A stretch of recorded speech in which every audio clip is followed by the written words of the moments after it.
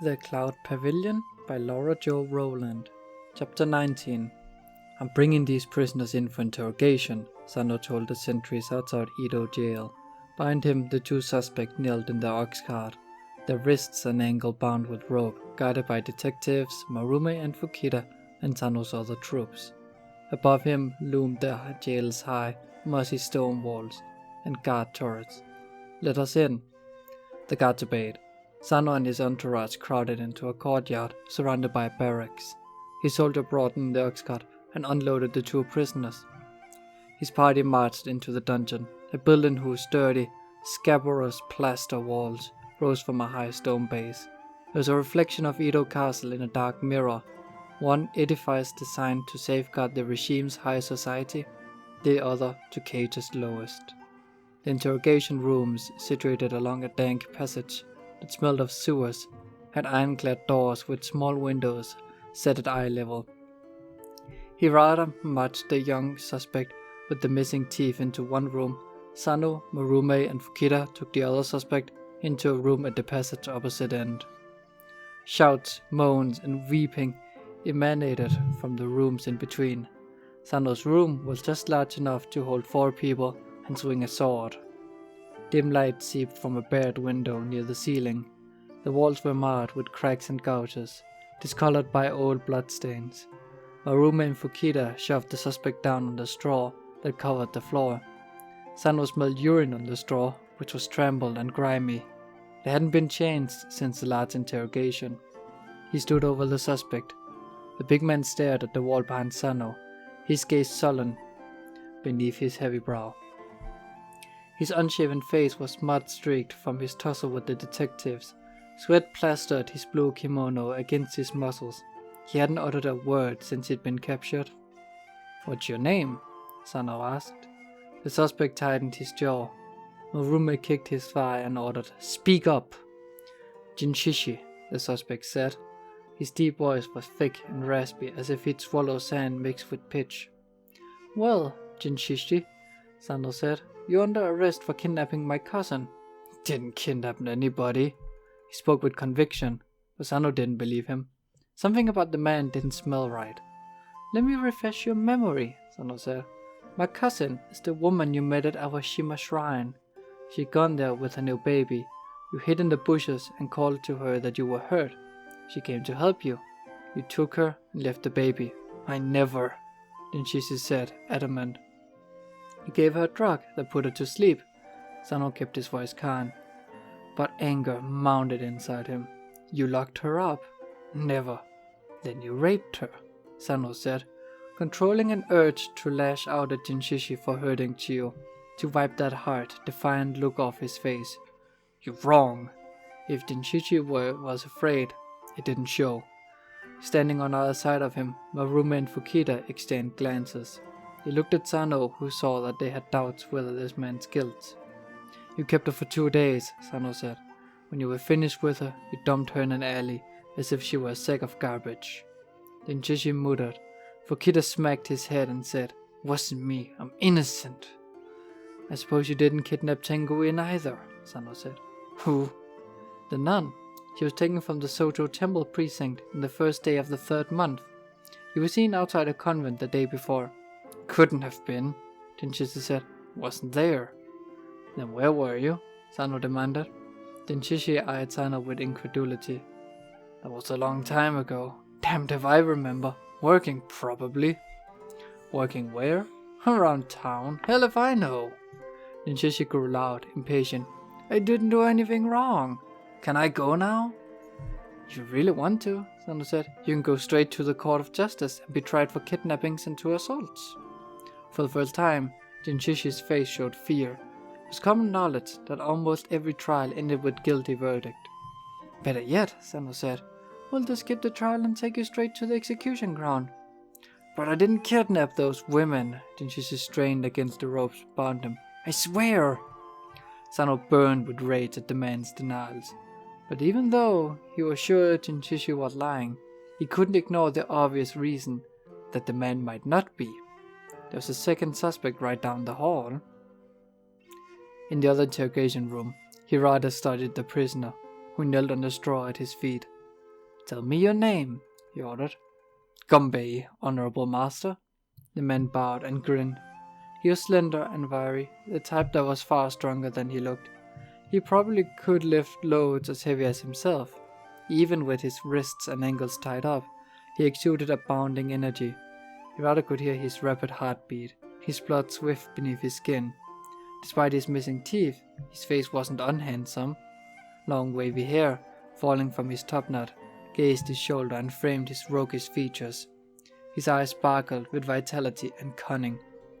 Trained perception and samurai instinct told Hirata that Gumbei had plenty to hide. But even as Hirata prepared to extract Gumbei's guilty secrets, only half of his attention was focused on the job at hand.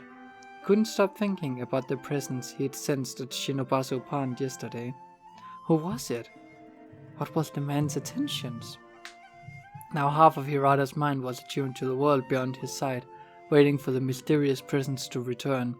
He believed that even though he didn't know who it was, it knew who he was. He found him constantly glancing over his shoulder, sensing he was being watched. He felt like a coward, rather than the best fighter in Edo. The presence had planted a seed of fear in him. Hirata felt the seed growing, feeding in his confusion, against his will. What would happen the next time he encountered the presence? There would be a next time, but when? Gumbei's voice brought Hirata back to Edo jail and investigation.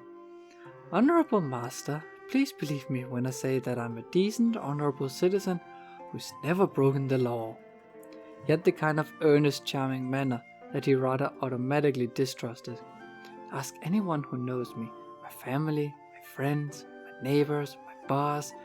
They'll tell you that I'm quite the talker, Hirata interrupted. Well, let's talk about the little girl you kidnapped. Amazement snapped Gumbei's eyes wide. His lips full silently repeated the word. Kidnapped? What little girl? The one at Shinobasu Pond. With all due respect, I didn't do it. Gumbei oozed earnestness. I would never hurt a child. In fact, I would never even hurt a fly. Except for its biting kind. You were in the area, Hirata said. A witness saw you. I've done work over there. A lot of people must have seen me. If I may say so, that doesn't mean I kidnapped somebody. I say you did. You kidnapped that girl, put her in a cage, and raped her. I didn't. Gumbei bristled with indignation. He had a competitive streak beneath his charm, Hirata observed.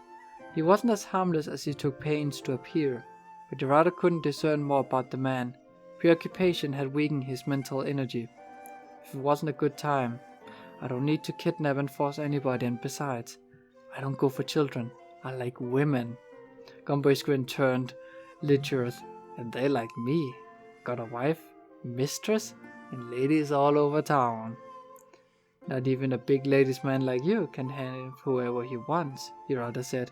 He couldn't summon the power to see through lies or manipulate Gumbei into confessing. He must rely on verbal tactics. What if you want somebody you can't get? Pardon me, but I can't imagine who that'd be. How about the Chamberlain's cousin? She's a high-ranking samurai woman with a new baby. She was kidnapped too, Hirata asked. Do you like to drink mother's milk straight from the breasts while you have sex? What? Disbelief and outrage lifted the pitch of Gumbei's voice. No, indeed. How about a 60-year-old nun? To get the thrill out of raping holy women? Gumbei sputtered. With all due respect, only a man who's sick in his head would do such a thing.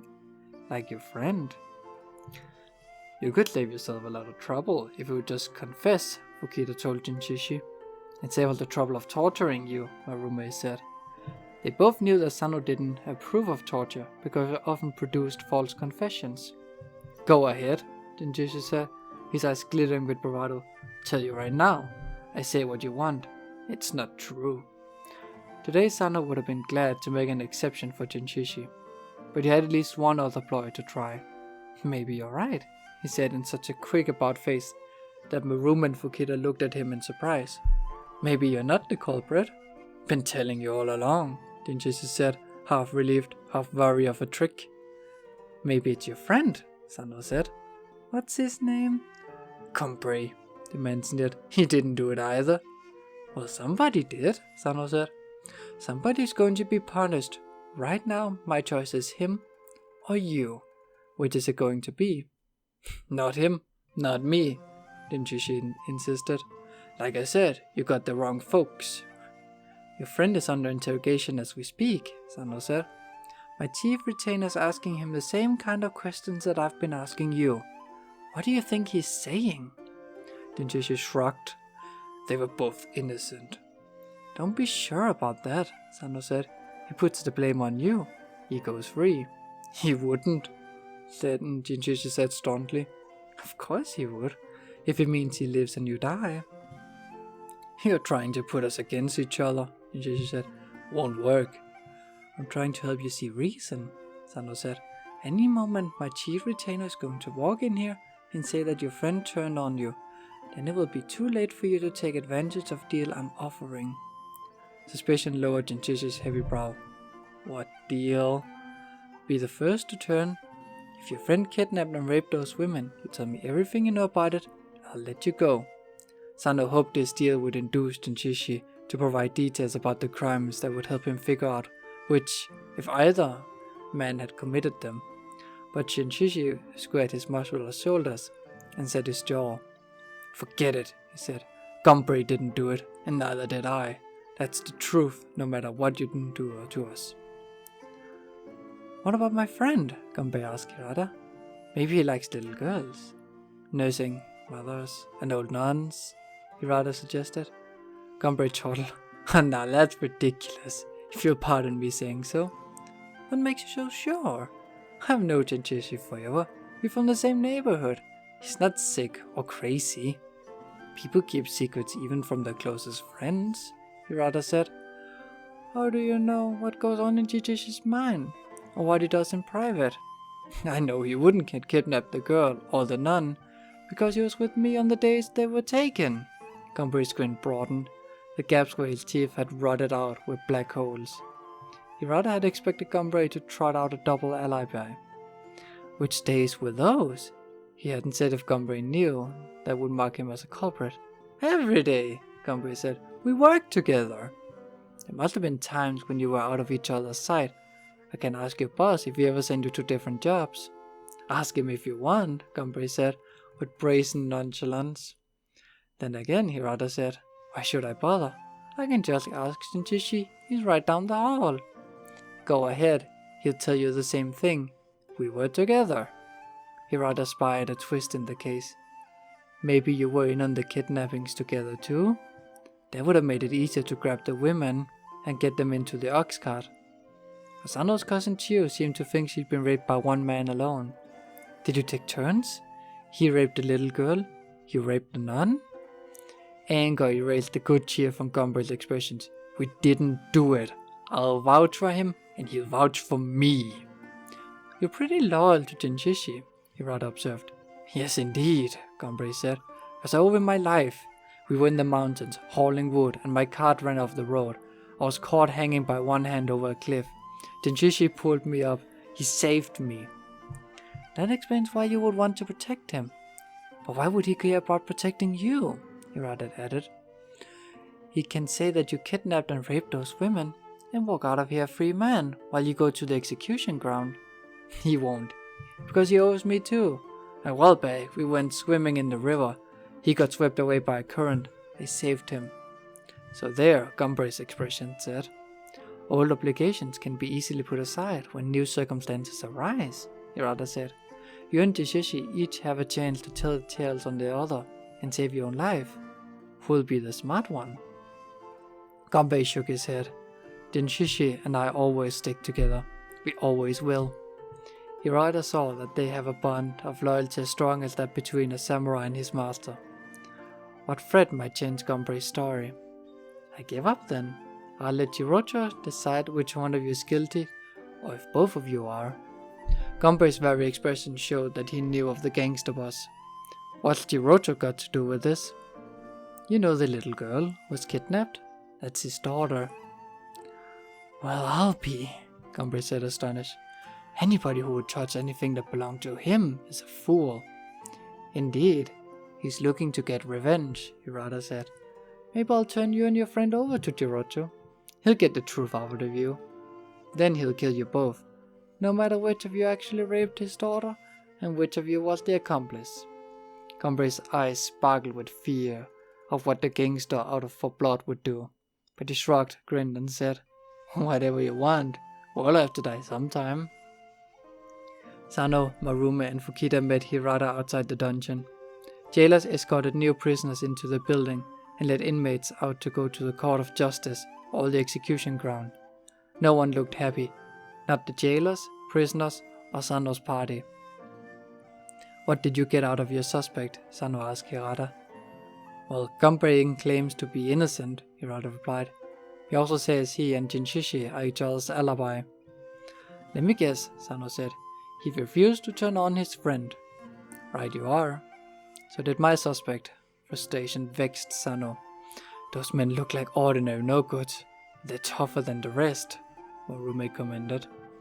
Fukita asked Hirata, Do you think yours is guilty? Yes, Hirata said, although he did seem uncertain. Same here, Sano said, but there's no evidence. All we have is one witness who saw Yamchishi lurking outside the convent, and one who saw Gonbei at Shinobasu Pond. Neither man was placed at the scene of the kidnappings at the times they happened, Hirata reminded everyone, or seen in the vicinity when the victims were dumped. Sano had great hopes for solving the case today, but now the investigation had stalled, and it doesn't look as if any confessions will be forthcoming. If you want confessions, just say the word, Hirata said. Sano remembered that Hirata knew ways of inflicting pain with or without permanent physical damage. There wasn't a man on earth who could hold out, but Sano said, No, I'm still opposed to torture. I know those men are guilty, but I won't act on my judgment or yours without proof to back it up. That was part of his code of honor, which seems particularly difficult to uphold today, when he wanted to punish someone for what had happened to Chio and the other women. Hirata nodded. He shared Sano's principles, if not to the same degree. Besides, Sano said, there's a chance that we are wrong about those men, even though we don't think so. If that's the case, it would be a miscarriage of justice for Gonbei and Jishishi to die for the crimes, while the real culprit goes free. Then we'll find the proof. Hirata sounded just as determined to solve the case as Sano was. Shall I go back to Shinobasu Pond and look for other witnesses? Fukita said.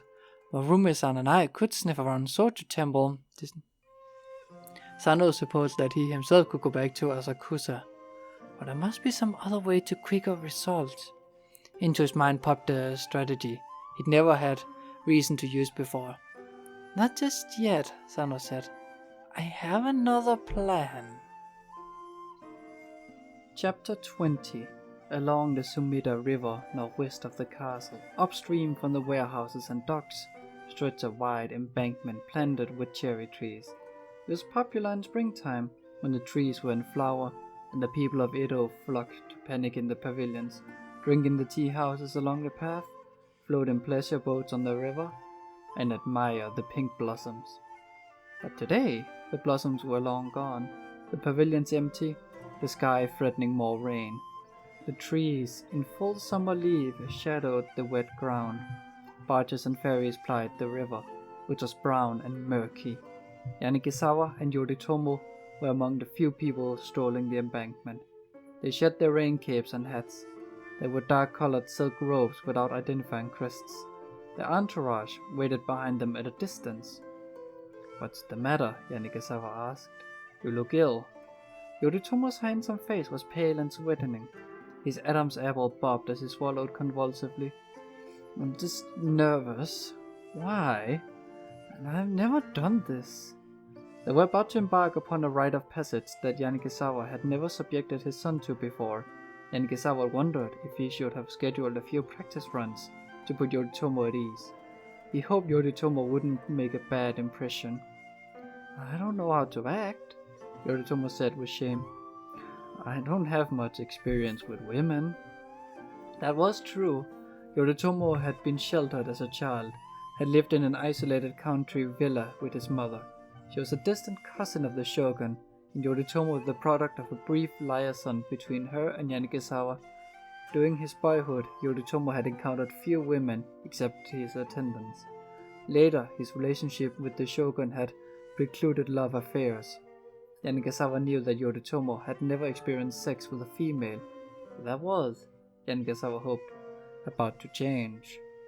Just be respectful and dignified as you would on any other occasion, Yanagisawa said. Oh, alright, Yoritomo said, but Yanagisawa could see him trembling. He felt pity for his son and guilt. Yoritomo's life had been far from normal, and Yanagisawa was largely to blame. What should I say? Just don't say anything, unless somebody else speaks to you.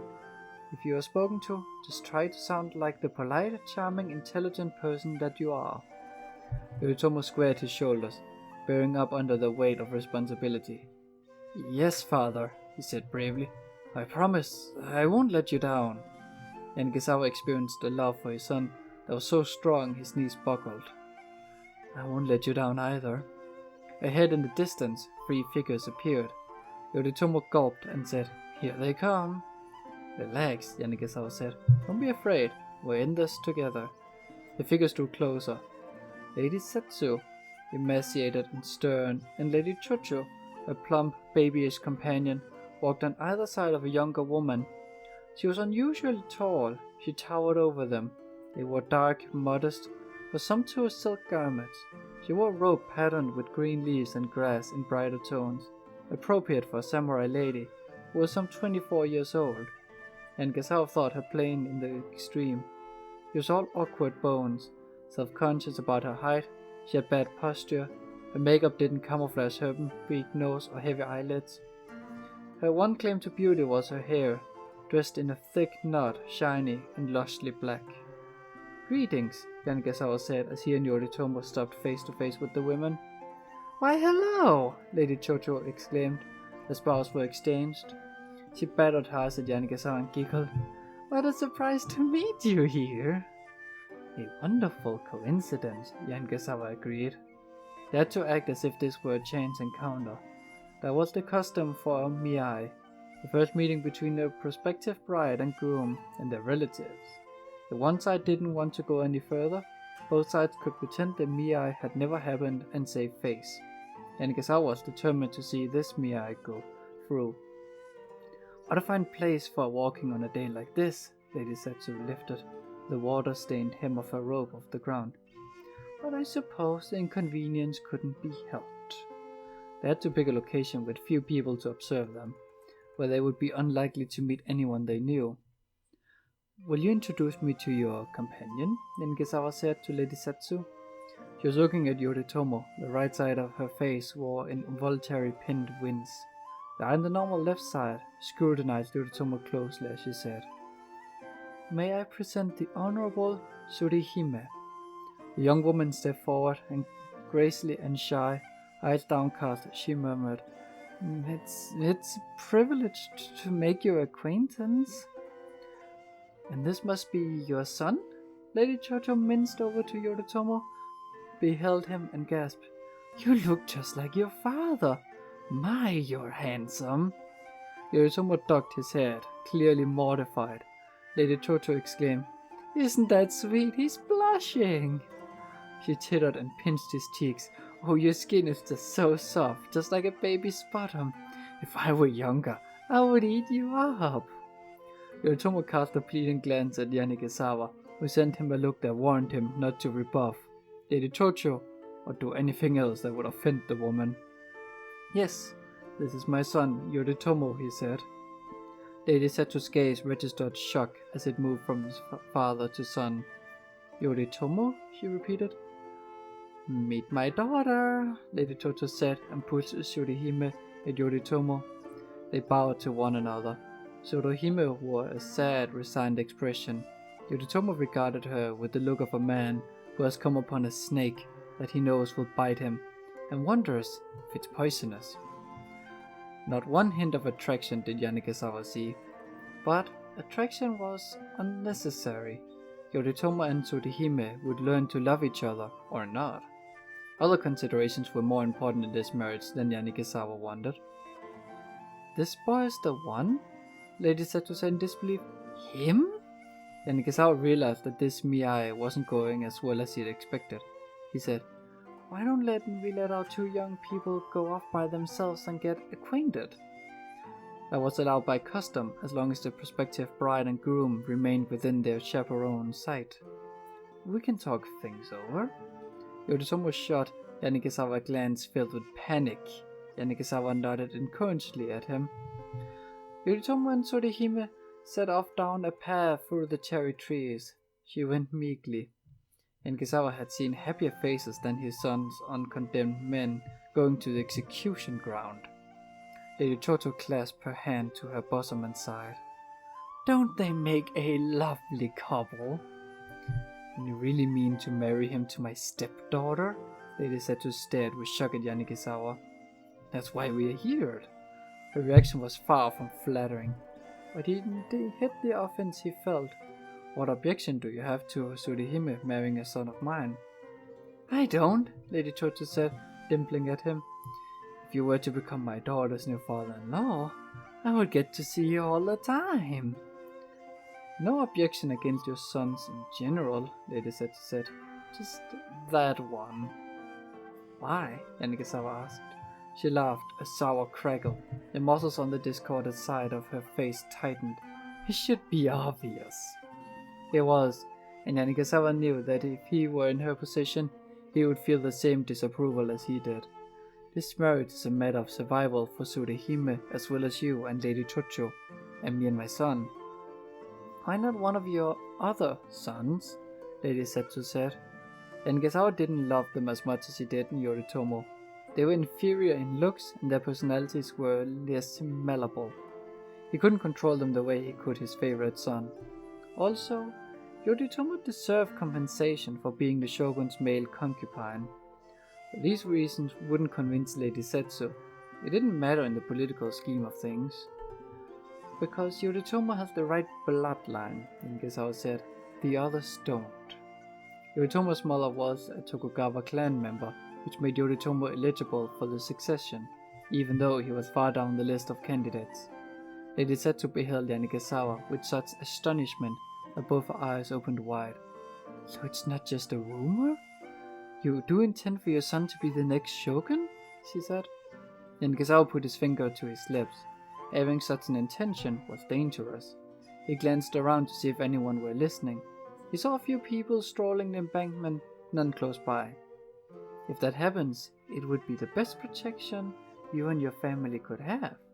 Lady Setsu watched Yoritomo and Tsurihime march grimly side by side along the river, not speaking to each other. If they marry, it would certainly move your son up the ranks of the succession, she said. Her crisp voice turned acid. We both stand to gain from that marriage, Yanagisawa said. Perhaps yours have even more at stake than me and mine. Do you remember the story of Toyotomi Hideyoshi? Some 100 years ago, that famous general had aspired to rule Japan, but died before achieving his goal. He left behind a wife and a son who should have inherited his rank, his troops, and his stance to be shogun, but his former ally, Tokugawa Ieyasu, had wanted to eliminate the widow and heir and clear the way for his own rise to power. Ieyasu had besieged the castle in Osaka. Hideyoshi's widow and heir had committed suicide while the castle went up in flames. I know that story. Lady Setsu's voice had lost some of its crispness, and Yanagisawa knew he'd scored a point. I don't, Lady Toto said. How does it go? I'll tell you later, Lady Setsu turned to Yanagisawa. I suppose you would expect the marriage to be consummated? Of course, Yanagisawa said, although he wasn't sure that Yoritomo was capable. That's the only way to produce an heir, which is the best guarantee for our future. They will make such pretty babies, Lady Toto said. Lady Setsu shook her head. Your audacity takes my breath away. Better audacious than dead, Yanagisawa said. When should we have the wedding? Lady Toto asked eagerly. Don't get excited, Lady Setsu snapped at her. The matter is not settled yet. The dowry and other terms are negotiable, but it's the deal I'm offering, Yanagisawa said. Yoritomo marries Tsuruhime, take it or leave it. Lady Setsu frowned. insulted by his peremptoriness. I require time to think. We have to order Tsuruhime's wedding clothes, Lady Choto said. Well, then I'll expect your answer by tomorrow. From his perch, high in the cherry tree, Masahiro watched Yanagisawa and the three ladies walk off in opposite directions. The ladies climbed into palanquins. Yanagisawa and Yodotomo passed directly under the tree where Masahiro were hiding. He could have spit on their heads. Masahiro almost laughed out loud at the thought. They hadn't seemed to notice him following them from the castle or climbing the tree. If they'd seen him at all, they'd probably thought he was just a boy playing. He'd stowed his messenger's flag and pouch in the saddlebag along the way and tied a blue cotton kerchief around his head. Now he watched Yanagisawa and Yodotomo mount their horses and prepared to follow them some more.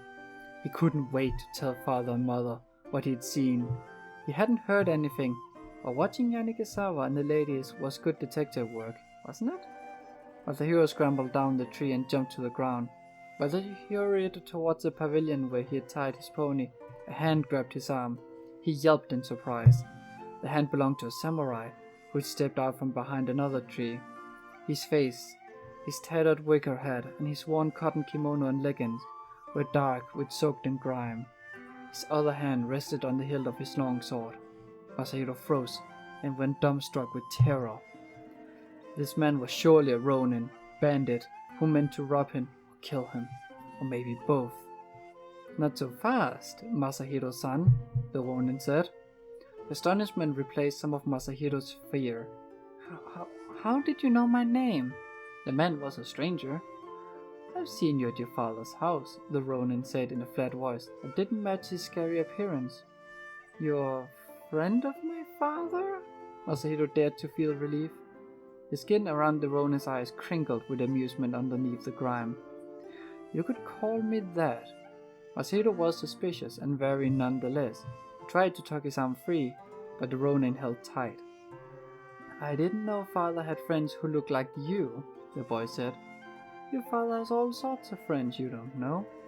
That remark didn't comfort Masahiro. How did you recognize me? I saw you leave the castle dressed as a messenger boy. A while later, I noticed you in a different outfit. The ronin flicked his finger against Masahiro's head kerchief. I took a closer look, and I thought, that's Chamberlain Sano's son. Nobody was supposed to know. Masahiro was disappointed that his disguise hadn't been as good as he thought. How did you? You were riding the same black and white pony. Oh, Masahiro said, chagrined. Suddenly he noticed that the ronin's fiercely slanted eyebrows were drawn on his face with charcoal, like those of actors in kabuki plays. A thought struck Masahiro. He wasn't the only one wearing a disguise, and the ronin was better at noticing things than most people.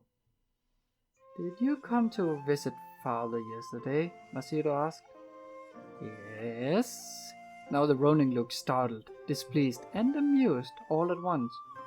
You were eavesdropping? The ronin was the spy named Toda.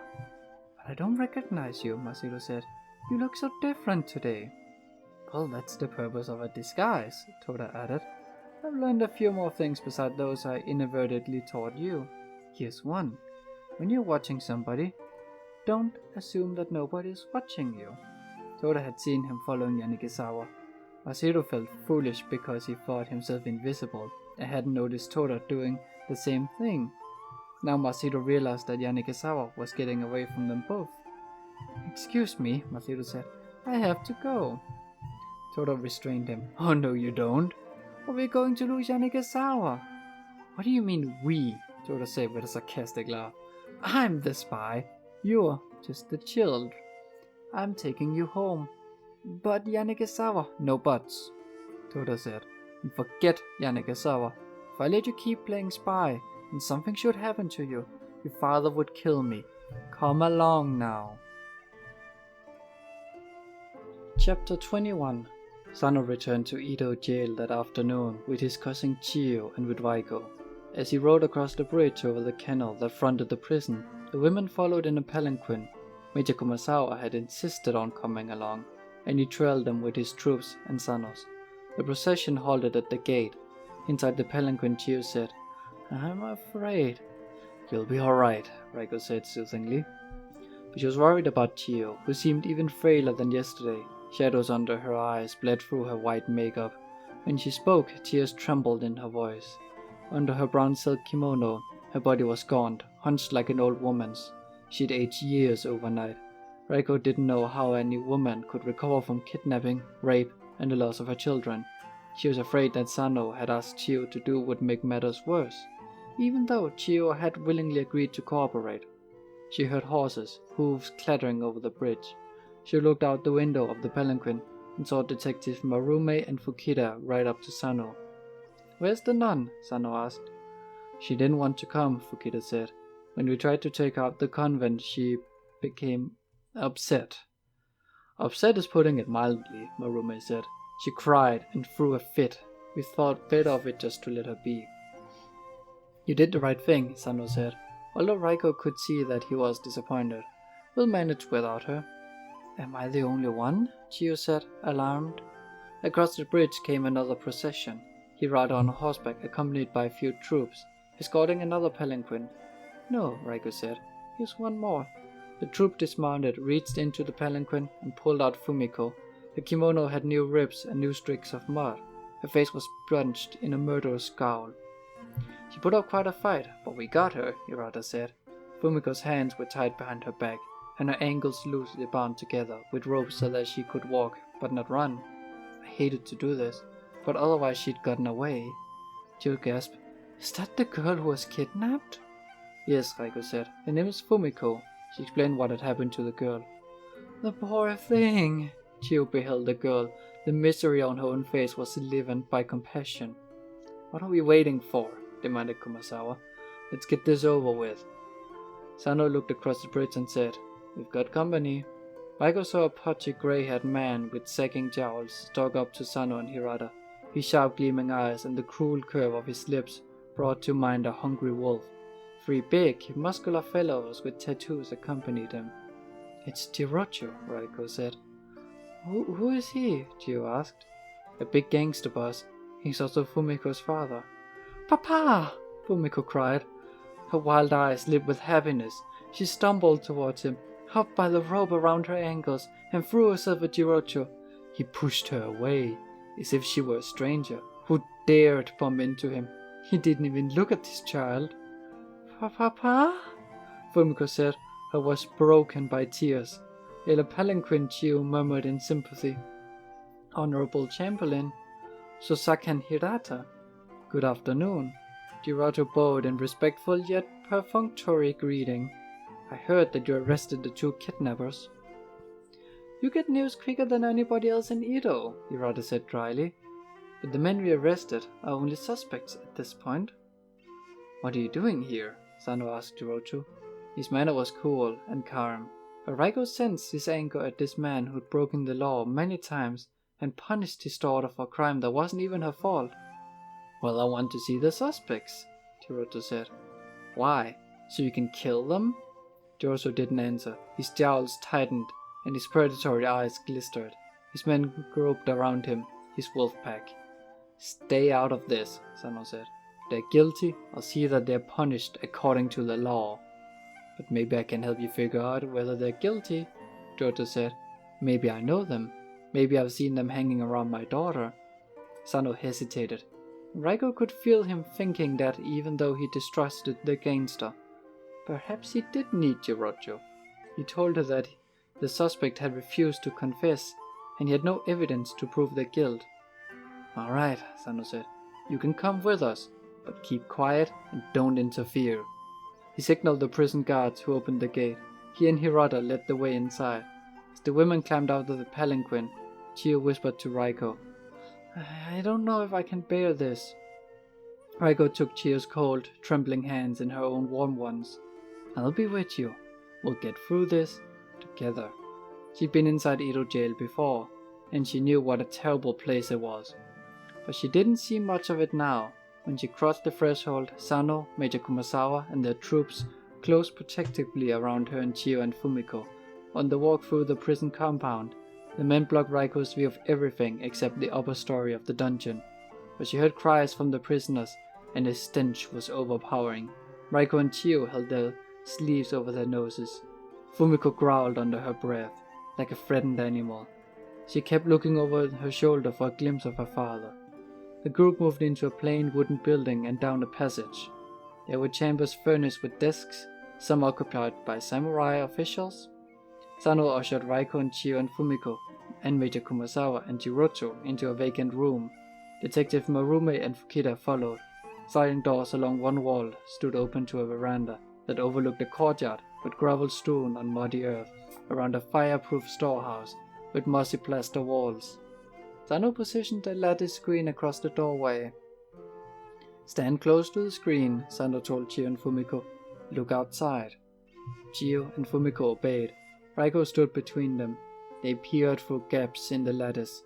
Jiroto, Major Kumasawa, and Sano stationed themselves behind the women. Into the courtyard walked Hirata, escorting the two ox cart drivers. Hirata positioned the men side by side, near the veranda, facing the screen. Chiyo uttered a faint moan and recoiled. "Don't be afraid," Sano said. "They cannot see you." Avid curiosity filled Raiko as she beheld the suspects. The big muscular man looked at the ground, his heavy shoulders slumped, his low-bowed face sullen. His comrade, slight and wiry, smoothed his long disheveled hair and grinned nervously. Gaps from missing teeth were ugly black holes in his mouth. Raiko had seen many criminals, and her instincts told her that these men were of that breed. "Do you recognize them? Be honest," Sano asked. Chiyo gazed at the suspects, her eyes shone with fearful fascination. I don't know." "Well, which one kidnapped you?" Kyoto barked at his daughter. These were the first words he'd spoken to her. Fumiko turned to him, and Raiko could see on her face her longing to please him, to earn her way back home. She looked through the lattice and slowly pointed at the big man. Raiko felt her breath catch. Behind her, Sano, Major Kumasawa, and Jiroto stirred. Fumiko's hand moved hesitantly sideways. Her finger pointed at the other suspect. Then she let her hand drop. She shrugged and frowned hard, as if trying not to cry. "She doesn't know either," Jiroto said in disgust. Sano called, "Turn them around." Hirata gestured his hand in a circular motion at the suspects. They rotated slowly, then faced the women again. Raiko looked from Chiyo to Fumiko. Their faces were devoid of recognition. She sensed their wish to identify the attackers, vying with their duty to be honest. "Maybe if we could get a closer look?" Chiyo murmured. Sano gave the order. Hirata prodded the two men up the steps, onto the veranda. They stood close enough to touch. Raiko could see the pores on the tanned, weathered skin and smelled the odor of urine, sweat, and oxen. Fumiko shook her head. Chiyo shuddered, her nose and mouth muffled in her sleeve. "I'm sorry. I don't know if it was them or not." The two men exchanged glances. They'd heard Chiyo. The slight one's grin broadened. The big man smirked. Anger swelled in Raiko. If they were responsible for the kidnapping and rapes, she didn't want them to go away with it. She didn't want Chiyo and Fumiko to have suffered this ordeal for nothing. But what could she do? A thought occurred to her. "Let us hear their voices," she said to Sano. "Make them say, 'Dearest mother,' 'Beloved mother,' and 'Naughty girl.'" Sano gave the order through the screen. "Dearest mother, beloved mother, naughty girl," the big man said in a deep, thick, scratchy voice. The other men echoed him. Chiyo turned to Raiko in despair. "I don't think it's either of them," she said. "They both sound too young." "What do you think?" Raiko asked Fumiko. The girl shook her head unhappily. Jiroto said, "Well, that's that." His face was grim, so were Sano's and Major Kumasawa's. The two suspects swaggered with glee. "Have you ever seen them before?" Sano asked Jiroto and Major Kumasawa. "No," they said. Raiko tried to hide her own disappointment. She didn't want to make Chiyo and Fumiko feel worse. Fumiko suddenly said, "Make them take off their clothes." "What?" Jiroto said incredulously. He grabbed her arm and yanked her around to face him. "What's the matter? Didn't you get enough pleasure while you were kidnapped? Do you want some more men, you little whore?" He raised his hand to strike her. Sano shoved him towards the door and said, "I warned you. Get out." As Marume and Fukita led the gangster away, Fumiko whimpered, "Papa." Then, I didn't mean it in the way he said. Chiyo moved to the girl's side. I understand, Chiyo said, putting her hand around Fumiko. You wanted to see if we can recognize the men's bodies, isn't that right? To Raiko's surprise, Fumiko leaned into Chiyo's embrace as she nodded. Raiko saw a tenuous bond from between these two women formed different worlds. They had experiences in common that no one else they knew could fully understand. Sano ordered the suspects to undress. They dropped their garments onto the veranda. Major Kumasawa said to Chiyo, You don't have to look. Her expression was resigned. Yes, father, I must. The men stood naked. The big man slouched sourly with embarrassment. The other nervous grin took an lascivious cast. His organ began to curve erect. Raiko averted her eyes, sickened by a sudden unpleasant memory. She'd seen naked men before, beggars on the streets, youths swimming in the river, but only once had she had such a close observation of any except her husband. That had been the man who called himself the Dragon King, who'd kidnapped her and nearly raped her. Now she felt her heart race and nausea roil in her stomach. She kept her gaze on Chiyo and Fumiko. Chiyo frowned, pondered the men, and said unhappily, I don't know, I'm sorry, I just can't remember. Fumiko turned away, her face miserable with disappointment. He had a big black mole, she said. They don't. It was true, both suspects' penises were devoid of moles. The big man coughed, and his friend tittered with relief. Fumiko ran out the door. Major Kumasawa said, We've had enough, and left Chiyo. Take them back to their cell, Sano told Hirata. The suspect picked up their clothes, and Hirata marched them off. Sano returned to Raiko. Well, sharing his frustration, Raiko voiced the thought on both minds. The real kidnapper is still at large. What if it's not one man, but 3? And how many more women will they hurt before they're caught?